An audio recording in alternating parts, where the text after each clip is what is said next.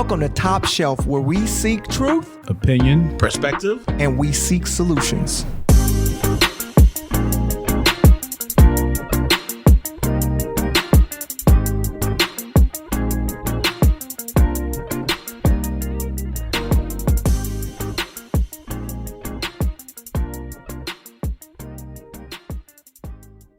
Yo, I told you, this season's gonna be crazy. Who did you tell, Aaron?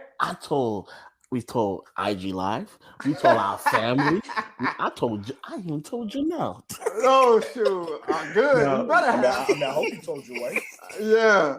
You better have. No, but we definitely I have to bring in prayer. I have to. Okay. Anthony, I'm proud of you. Lord God, I just want to say thank you, Lord God. Thank you for giving us this opportunity to come together as brothers, to have conversations, to be able to help each other, to level each other, Lord God.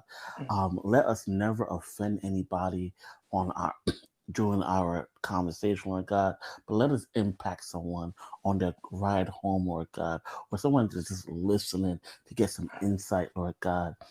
Yo, let's have a great conversation. Put up a chair. Let's go. In Jesus' name, amen. Amen. Yo, guys, I have a question. What's up? We haven't asked this question in a while.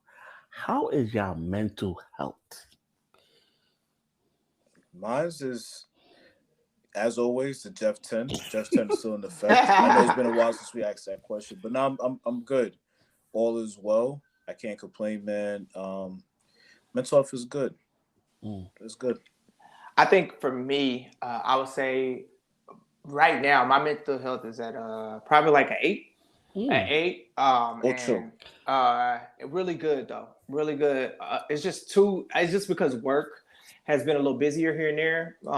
And just we finished moving, but it's just still unpacking. Unpacking is just never done. It never stops. Moving sucks, bro. Yo, that takes a month, bro. My nigga, 2 months, bro. It's like, yo, son. Moving is the devil, bro. It is. The devil is in it, and what I'm saying, he moved out of heaven. So, So, that required a lot. He telling you got evicted. Yo, yeah, true that. He got kicked out. He didn't pay his rent. Yeah, his time was up. He didn't renew that lease at all. Yeah, he didn't pay his bill, so he had to get up out of there. But other than that, I'm pretty much good, man. No major worries here. What about you, Ant? Yo, can I say it's a 10? A couple of weeks ago, I went to LA, and I had time with God.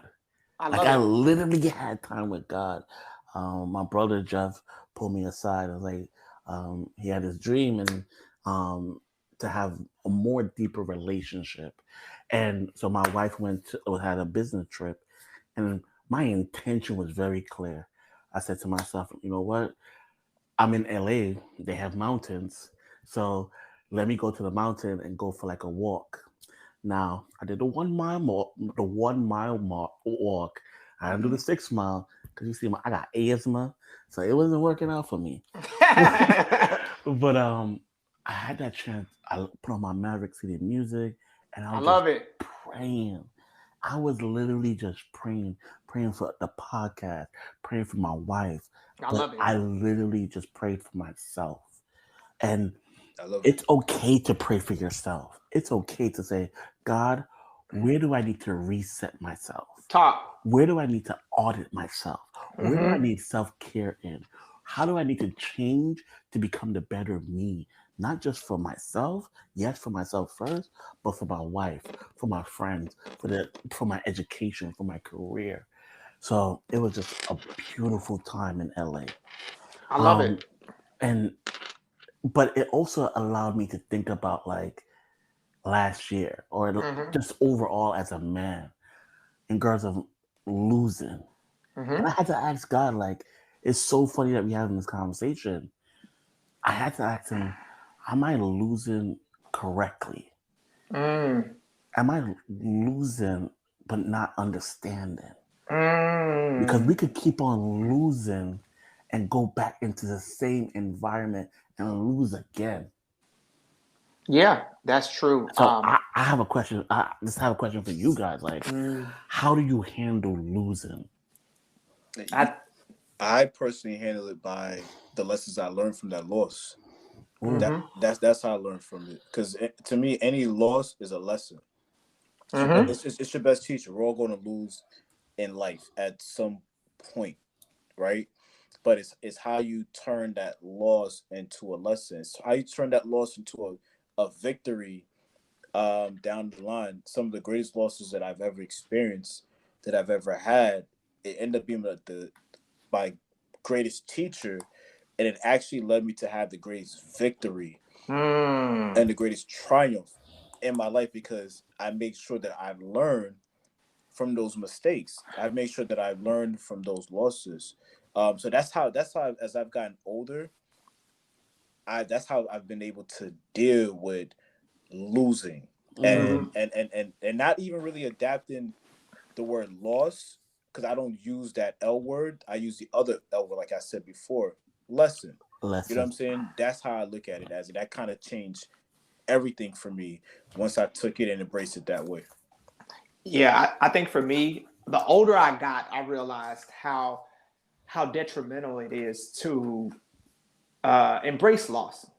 You know, as opposed to like pushing it away and trying to be in denial about it. You know, because in life you're going to lose. You're going to lose people that you love, and you're going to lose patience. You, my boy, you're going to lose your mind sometimes. You know what I'm saying? But the one thing that we're encouraged by the Bible to never do is never lose heart.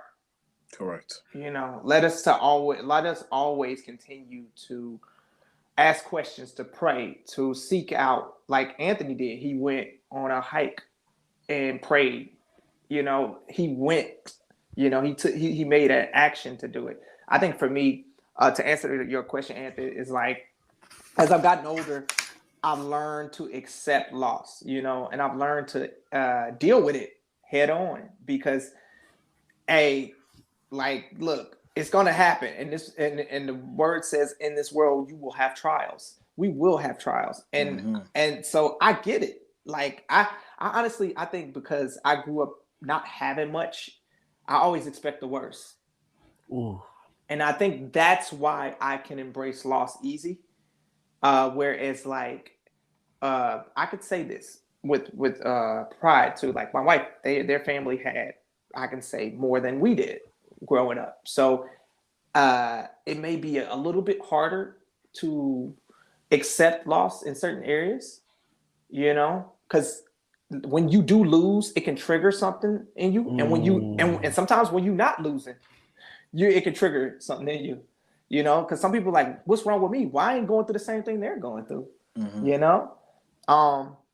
And I just consider myself fortunate that I do have what I have, you know? I always count my blessings, and I'm always thankful for what I do have. And when I do go through that loss, you know what I'm saying? Like, I pray, I reach out, I you know, make sure I do those steps. What about you, Ed? How do you deal with loss? How do you cope with it? I think the word great. So I think the word you use is something called action, because I had to turn my thought into, all right, for me to grow, I have to fail. For me to develop the person I need to develop, I have to lose. It's a part of life. It's like literally a child development. If you go back into child development, when a child is trying to walk, it's not going to walk the first time. It's going to crawl, fall, and then walk. And then what happens is the people that's around that child get so excited, but the child had to do it by themselves. So when you're losing, you literally have to do it by yourself. You have to figure out, why am I in this situation? Yes, people can help you. People can be a therapist. People can be a counselor. People can give you good advice. But you literally have to do it by yourself. Absolutely. And when I had to shift my thought, is like, for me to be better, I have to lose. Absolutely. And I'll give you a great example. My nephew, Makai, he came last Christmas. I think it was around Christmas time. He came over to our house, right? And we had all these board games, and we were just having a great time playing these board games, teaching him like what we grew up with, because he plays on his iPad a lot. So he's like, look, this is what we had before iPad. This is our iPad. So we're playing all these different games with us, and he's getting so disappointed, so frustrated, upset. He want to throw he want to throw things, because he's not winning the games, right? Mm-hmm. And so I pulled him to the side and I just said to him, I was like, Makai, listen, in life, you're not always going to be the winner. And a lot of times you're going to lose and you're not going to understand why. But it's that resilience and wanting to play again. Having that resilience and wanting to play again. Because I acknowledge from that moment, if he doesn't learn how to lose, he's going to have a problem in life. Most definitely. And it starts from little things like that. I'm disappointed because we put so much stock in winning everything.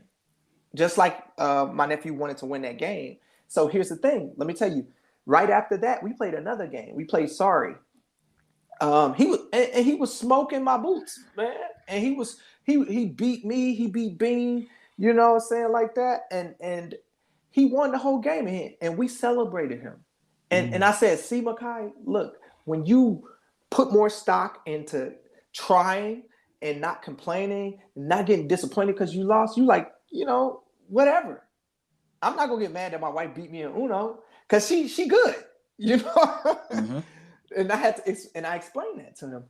But I think you learn lessons in losing. It can be something as minute as that.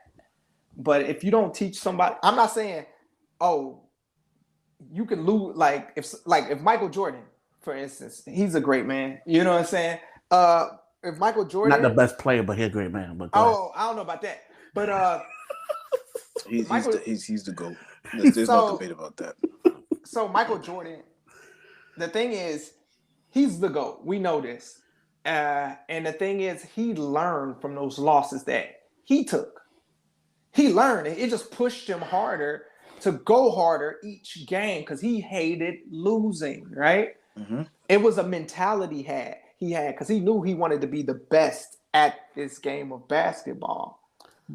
Michael Jordan said the best in a quote he said, I'm sorry. I'm sorry that I made it look so easy. Mm-hmm. Go ahead. But I'm sorry, Anthony, but he not even on the court too, but off the court, he lost his father at an early age. He learned from that and grew and kept going. When he lost the championship, all right, I got the next year. I'm definitely gonna get the next year.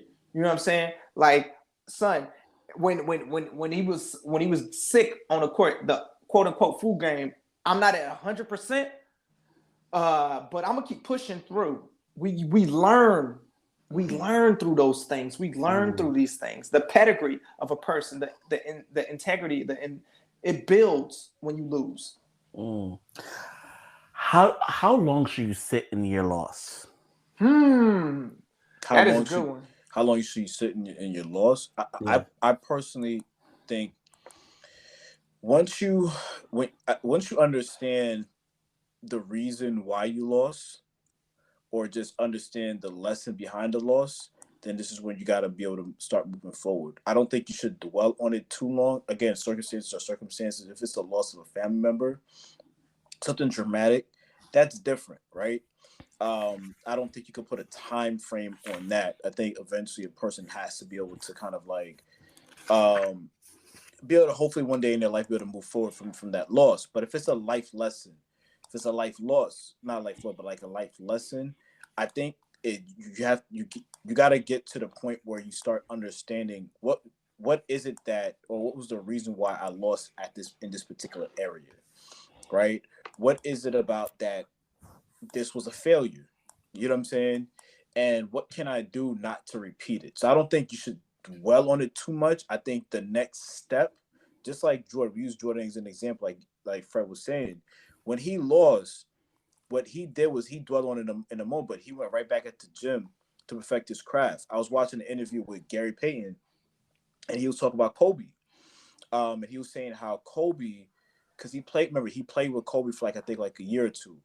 And he said that when they lost against the Detroit Pistons, remember this was back in 04, the Lakers were the favorite to win against the Pistons, right? Because they had Shaq, they had Kobe, they had Karl Malone, they had Gary Payton. Right. They had a much more favorable team. And remember, the Lakers prior to that, they already was on a three-peat. Karl Malone, the mailman. Oh, yeah, you know what I'm saying? And the Pistons, they didn't really have any major superstars in their team. They had an amazing defensive team, but they weren't the favorite. But what they ended up losing that series 4-1, the Lakers, right? And Gary Payton, he said that Kobe didn't really want to talk to nobody after he lost. But what he did was he went back into the gym. He basically went back and started perfecting his craft because he hated losing. So my point is he didn't dwell on it too long. He took time, understand why he lost. Right. Once he was able to kind of get the emotional factor of losing out of it, he went back to figuring out, okay, how can I make sure that I get better so I don't repeat what happened last season because I didn't like the feeling of losing. So essentially, he took whatever he possibly did wrong, or maybe what his team did wrong, or a combination of both, rather, he took it as a lesson. Absolutely. He took it as a lesson so he could continue to be better and continue to be great. So that's why I say I don't think you should sit in your loss too long. Right. You need to dust yourself off and try again, in the words of Aaliyah. Yeah. But Jeff, I like this feeling because everybody's coming around me. Who likes the feeling of losing? Hold on, let me build up my thought. Like I like this. Like I was about to say something, but I'm not going to say it. But go ahead, bro. Just said I'm gonna leave that alone. I might offend somebody. But go ahead. I like how people coming up to me saying how I feel. Someone's calling me. I like this attention. Oh my God. So I like losing because people come up to me and I create this pity party. So what's gonna happen when they stop? When those phone calls stop? Because it's only gonna happen for so long. I'm gonna lose again. Oh, and those are the ones who has a losing mentality and become stagnant and don't move forward. Because what happens is now you're not learning. You're really not learning. You're just losing. Remember, the intentions of life is to always learn and grow and build. And loss is part of that. You learn when you lose. Just like if you take an exam, right?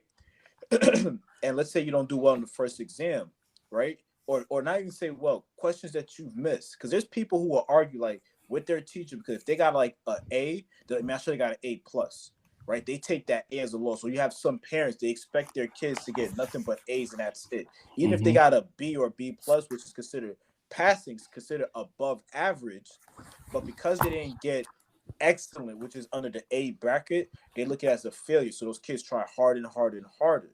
At the end of the day, if somebody has that mentality, what I would encourage somebody, the world's not going to continue to console you and sympathize with you.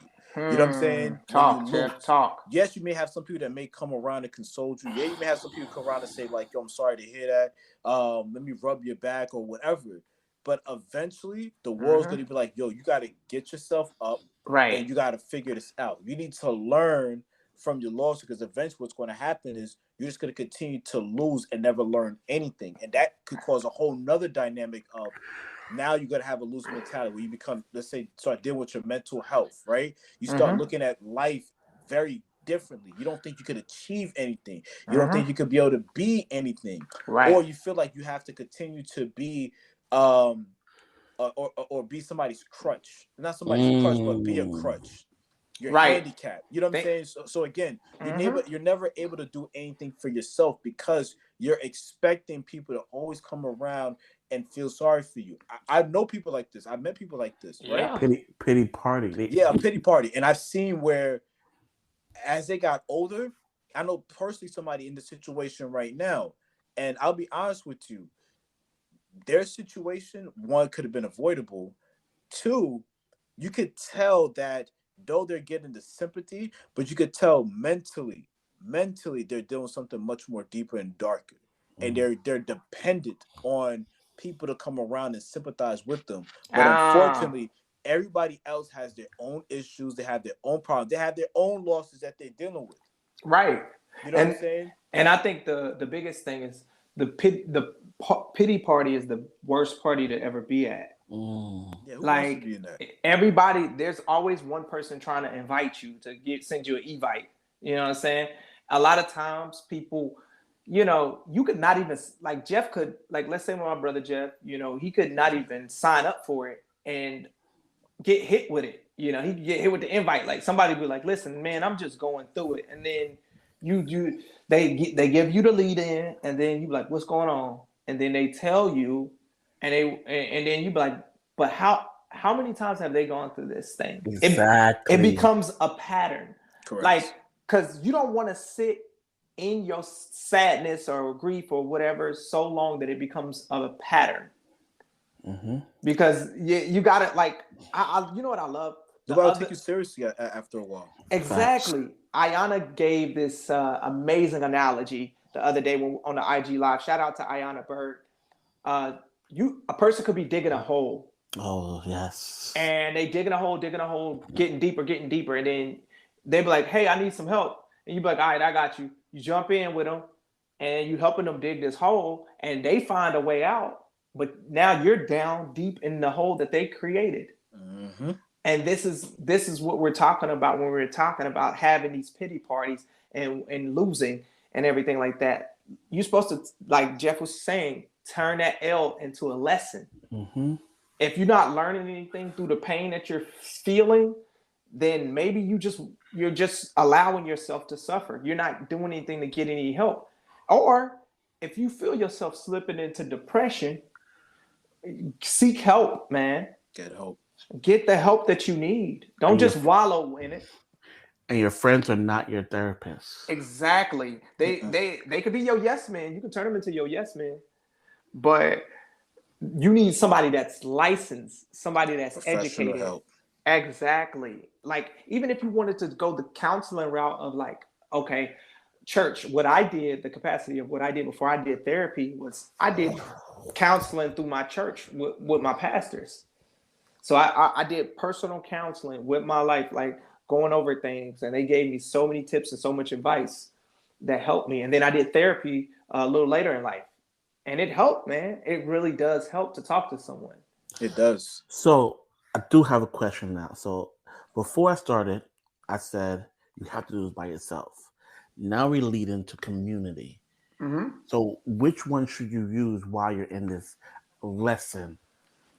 So what you got to do is, depending on the situation, and I'll use like what Fred was saying regarding seeking professional. Let's say like if you are dealing with depression, right? I'll use this example. So Anthony, I'm gonna ask you a question. Do you think I know about, have an idea about cars? I think you have a good idea. Good idea, right? Because you come to me and say like, hey bro, like, my car's having this and this type of issue, right? What do you think? And I've given you advice, right? Correct. But you're not expecting to go to me for me to go and fix your car, right? Correct. Why? Because you're not a professional. Correct. I'm not a mechanic. I'm not a professional mechanic. So I may know what possibly give you an idea what's wrong, but the advice that I'm gonna give you, or the expectation is like you're still gonna go to a mechanic, Right, to fix what's going on with your car. So same thing with the community. You can go to your friends like, hey bro, I feel like I'm dealing with this and this and this and this and this. Right? We're here to listen, but you're still gonna be directed. You should be directed to go seek professional help if it's something that is much more deeper that we cannot handle. You get what I'm saying? Absolutely. I think that's the difference as far as community versus like, okay, you know what? Now I got to step outside of my community and I got to seek some form of professional help to help me deal with this issue, because we're not equipped to handle that. We're not licensed to handle that. We're not in the industry or in the field to be able to do that.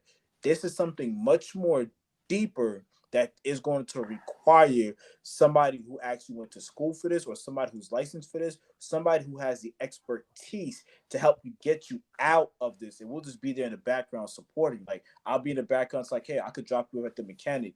You know what I'm saying? When you drop your car off to the mechanic, I'll be there to pick you up, take you back to the crib, and when your car is ready to be picked up, I'll go back and drop you off. I'm there as far as with that support, but I'm not there to be under the hood of your car, pulling out spark good plugs. example. You know Good what I'm saying? example. Pulling out the Really oil good filter. You know what I'm saying? Really good example. Jacking your car up. You know what I'm saying? Pause. You know what I'm saying? And pulling out your brakes because I don't know what I'm doing. I may know what those stuff are, but that's not my expertise. You want it done correctly, you got to go to a mechanic. Right. And if you're sick, you're going to go to a doctor. Yeah. And if you need a therapist, you go to Simperita Finance. So go ahead and throw that plug in. Of course. Of course. But it does cost. But anyways. Yeah, exactly. But at the end of the day, so I'm learning so much from you guys. And I'm learning so much. So in regards to that lesson piece, I think Fred, you alluded to in regards to Makai. That language, you were given that individual language on how to lose. So do you guys think losing can be a language on how to lose? Because you also did in regards to Kobe, because he said to himself, I can sit in this emotion, or I can analyze all my steps so I won't go back into that losing. I think Jeff alluded to it when he was talking about how, like, I can be the support. I can be support. I can be help that you need, in terms of like, I can pick you up. I can do this. I can do that. I can offer these things, but my expertise to this matter is limited. So I think the language is just speaking in terms of support and help in terms of that, but don't exhaust it. Yeah. And be careful, because it's like there's a line and a limit to everything, because you have to acknowledge the season that people are in and adjust to it. Because a lot of times people may be in busier seasons. Think about it. We all are married men. If one of our single friends came to us and they said, hey, Jeff, I need all your time. Or Anthony, I need all your time. Fred, I need all your time. We can't give that. We have so many things going on. We have to give our wife's attention. We have to give attention to have time with God. We have to have our self-care time. And then we have to make time to record episodes and make time for Top Shelf. We have to make time for work. We have too many things going on. You wear many different hats. Right. So if I gave you this amount of time, it's because this is the time that I do have to give you. Correct. You know what I'm saying? So I think that's the language. And that is okay. Absolutely. For people out there, it is okay to say, hey, this is a time I'm allocating to you. We could talk, we could chop it up, but I'm only acting like it's an hour. Please, if you just respect that. Yeah. Don't say, oh, you changing. You don't got time for me. No, I'm adulting. Bruh. At this moment, I'm adulting. So I have to make sure my time is set for certain things. Yeah, bruh, it's different now. Like, just understand that. It's different. We're not in high school. We're not in high school. We had no responsibilities. Right. We are adults. Like I said, we wear many, many different hats. You wear one hat when you clock in for your 9 to 5. You wear another hat when you come home and you're spending time with your spouse. You have another hat if you have a child. You have another hat if you have a business. You wear another hat if you're whatever it is. So just like what you guys were saying, your time is very valuable, and that's one thing that you cannot get back. You know what I'm saying? Every second that passes by is a second that is lost. You cannot go back and rewind and get that 1 second back. So you want to make sure that you let that person know that I'm your man. You're my boy. We're brothers. But I'm not obligated to give you all of my time. I'm only obligated to give you the time that I'm able to afford. If I can afford to give you that time, come on, then I can't. And that person has to understand, and they have to respect that. Right, because I think people believe that they're entitled to more than everybody else in terms of time. A lot of people believe that, oh, but remember talk? Remember this? Remember that? Like my best friend, Jesus, he's dating, right now he's in a relationship and we've remained friends before I was married, now that I am married, and he just adjusted. He understands I don't have a whole lot of time to go grab coffees and go kick it and do the stuff like we used to go to cookouts and concerts and all this other stuff. But he understands because he's in a relationship now. He understands where I am. Love it. And talking about that's what that language is. So talking about relationship, how do you want your partner, your wife, to support you when you are losing in the marriage? Not the marriage per se, but just while you're in the marriage, you feel like you're losing yourself. I mean, your partner should be. I think first is prayer. Have your partner pray with you. You know what I mean? I think that's one of the biggest support, because then what they're doing, they're bringing the spiritual aspect into whatever it is that is going with you. And just be a strong support system, a motivator. Your spouse should be one of your biggest motivators. Absolutely. They should be able to motivate and be your cheerleader. Absolutely. Be your cheerleader and let you know that this is just momentarily. This Absolutely. is just a season. Everybody loses, and I'm here to support you. But at the same time, your spouse should also be there to hold you accountable. So if it's something that you are doing, I love it. Because remember, part of accountability is learning too. Mm-hmm. It's a big part of it. So right. if you are doing something that's causing you to lose, your partner should motivate and should also hold you accountable in a way, not in a where they're holding you accountable to the point where they're diminishing you, right? They're diminishing your confidence and your spirit and your emotion, right? They should be able to hold you accountable. Like, hey, you got to make sure that you don't do this and this and this again, right? Because this is the effects of it, cause and effect. Right. But this is what you can do and learn from the situation so you can bounce back. So again, it's those two factors, in my opinion. That's so good. I believe it's adjusting, Anthony. It's being able to know how to adjust to certain things. I mean, the person you're married to should know you, and they should know how you feel when you get in pockets where you're disappointed. And I would hope they would know you. I'm gonna just say that. I think them learning to adjust to you and supporting you in that is very key. And being not just listen to the first thing they say. They'll be like, "Oh, you just missed that opportunity." Oh, whatever. Anyways, so basically, my day was like this. No, don't skip over that part. And I can say this from a men's perspective. That matters to us. Very much so. I love it. It really matters to us. For men, you can't skip over things like that, because now a man believes the lie that the enemy can tell. It's like, oh, okay, so I am supposed to go through this thing alone. No, you're married. You're two. You're a team. You're part of a team. I said you're two. You're one. I mean, and you're supposed to help each other get through these things.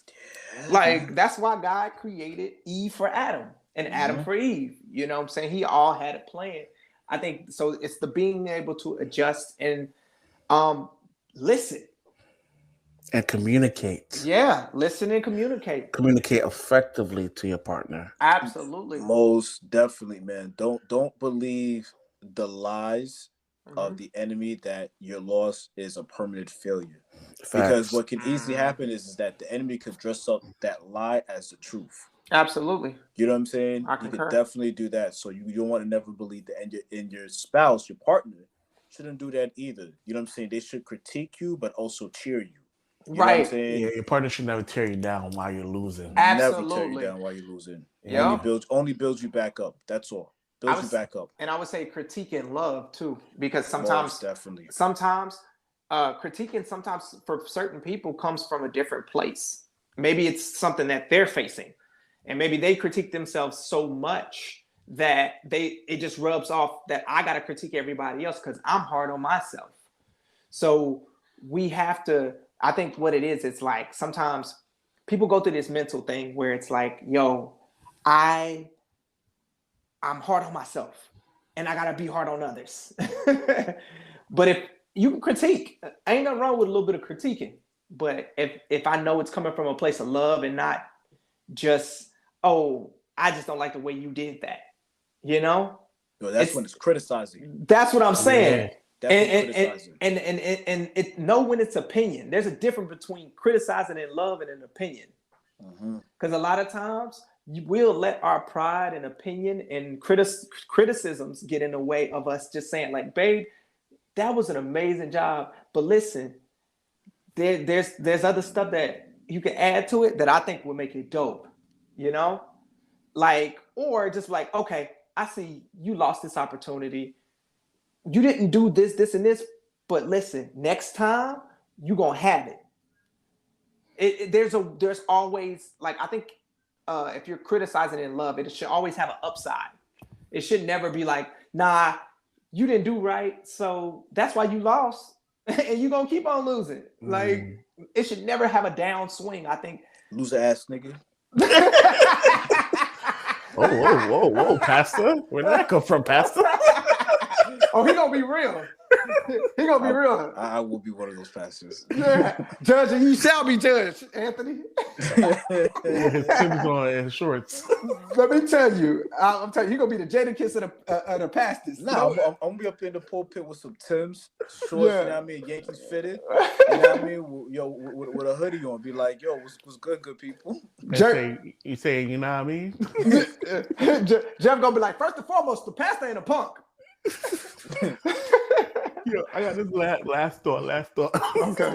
Not good. Let's get back on topic. I remember seeing this Will Smith quote, and it says like, I'm afraid, and Will Smith's like, for what? Like, I'm afraid of never figuring it out. When you get to a certain age, like 60, maybe 40, sorry, not 40, respectfully, 60, and you say to yourself, whoa, I didn't figure it out. Do you think you've lost as a man? I think if you get to 60 and you feel like you never figure it out, that means you did something wrong somewhere down the line, somewhere during your life journey, right? Something is off, right? So you will have to, I would hope, prior to you've done a self-evaluation of your life. Every year you should evaluate how the previous year was and how you can make this year better, right? Facts. So you set goals on top of goals, you do what you got to do. But I also think sometimes it's like I think sometimes we put too much into ourselves because you may already have figured it out, but because you're living in, let's say, a 3-bedroom house, and you wish that by the age of 40 or 50, you're living like in a 7-bedroom house with a G-Wagon outside, you know what I mean? That you didn't figure it out. No, count your blessings. Count where you're at. You know what I'm saying? You know, look at the little things that you've accomplished. Love it. Appreciation. Yeah, appreciate, because you'll see a lot of people. Now, I will say a lot. You'll see some people who you're looking at their life, right, from the outside, right, and from the outside look like they've lived it up, right? They lived their life. I'm gonna use an example. Unfortunately, there was a story with this young. She was a former Miss America, right? That committed suicide, right? And she was not only former Miss America. I think she was like a news anchor. She was very much involved in the entertainment industry. She basically had all these accolades and these accomplishments that probably like the average girl wished they could have had, right? She's living her life, but she was living behind closed door a life that she felt that she has not figured out and accomplished, right? Because I remember her parents came out and said, like, yes, my daughter did deal with depression. She did have some mental health issues. And one of the things that her dad had said, that she felt that by the time that she reached 30, that she didn't accomplish certain things, that she failed. Mind you, this is a girl, former Miss America. It's another podcast. She's a news anchor, right? You know, part-time news anchor. She's doing different events. You know what I'm saying? They said she was very uplifting and positive. She had like very successful too. Very successful. But because she was so hard on herself, or what the enemy will do is, remember, Satan's always gonna look for that little crack that's open in the the crack of that door that's opening in your mind, Mm-hmm. that you have doubt, that you have fear. Yep. You know what I'm saying? That you don't Absolutely. have faith, and he is going to use that towards his advantage and make it seem like, Absolutely. oh yeah, you're from this America, but you know what I'm saying? But what are you doing now? You know Yeah. what I mean? Oh yeah, you know what I'm saying? You're on TV, but you're not Angela Bassett. You know what I'm Right. saying? Like he'll Mm-hmm. start tormenting, start playing with you, Right. right? And started to diminish what you have accomplished. Like I said, he'll take the truth and Mm-hmm. try to dress up in a lie, or he'll take the lie and try to dress up in the truth. You know what I'm Yeah. saying? So you want to kind of be Absolutely. careful. So I think like what you got to do is again start evaluating what you have versus what you don't have, and then And you Yeah. can even look at that as like as another goal. Like, hey, you know what? yep. I want that 5-bedroom house. I'm living in an apartment right now, but I want that 5-bedroom house. I'm gonna work to get it. Even Right. if I'm 50 years old, I didn't get it yet. Still, look at the positive versus the negative. Look at like, yo, Absolutely. I'm still breathing. I was able to wake up in the morning. I was able to see the sun rise. Mm-hmm. So, which means I have another day, another opportunity to accomplish the goals that I have not Facts. accomplished as of yet. I'm Yeah. not a loser. I'm just learning through life. And I would Fact. say, and I to add to what Jeff said, a great point, Jeff. Uh, Facts. what is your it? Mm. What is your it? I was just about to go there. Because it's just like if you say I haven't figured it out, it's like what is your it? Is it a job? Is that it? Having a family? Is that Mhm. it? Like, hey, I wanted to get to this level of education. Is that it? Like, hey, I wanted to own land. Is that it? I wanted to move out of the country and live my life abroad. You know what I'm saying? Like, what is that it? And Yep. I think only you can determine. Only you can determine that. Like, Word up. I think if you measuring your life about how many possessions you have, that's foolish. Because we can't take none of this stuff. Yeah. Not at all. We literally can't. And then it's just like, so it's like, okay, yeah, I got all these degrees, got all this college, got all these possessions, which are nice, which is great, and I provided for my family. I mean, but did you provide for your family? Yeah. Were you nice? Were you a good person? You know, did you give to charity? Yeah. Did you help people? Did you uplift? Did you love on people? You know, did you share the message of Christ? Did you, you Amen. know, what do we get so caught up in like I don't have anything. You know, look Yeah. at the story of the prodigal son. He lost everything, and he was still allowed to come home to his father. Yeah, his dad celebrated him. And Yeah. his dad celebrated him. And Do a that's big feast and everything. what God has for everybody Yeah. else. No matter what we've done, no matter what we've lost, that's what God has for us. Yeah. I want to combine both thoughts, and I love what you just said, the it. And what came to my mind was like, I'm 50, 60, and I'm looking back and I'm like, my bro Fred is on the left, my bro Jeff, his kids, our kids are together, wherever we are, but we're together as friends, as brothers. Mhm. We're still doing life together. And I think that is an accomplishment for me. And that could be my it. Is Mm. for centuries our brotherhood was still growing. Mhm. So let that person come to the front of the class. Like, yo, you gotta ask yourself, what is your it? Is Mhm. it finance? Is it friendship? Is it Mhm. family? Right. And then begin to figure that out. And like Jeff says, like, do an audit. Okay, am I lining up my life to this goal? Mhm. Am I still losing? What do I need to do? Do I need to get like a business coach, a life coach? What do Mhm. I need to do to be better? Do I need to pray more? Do I Mhm. need to have an accountable partner? There's so much you Mhm. can do, but don't live in isolation. Right. Absolutely.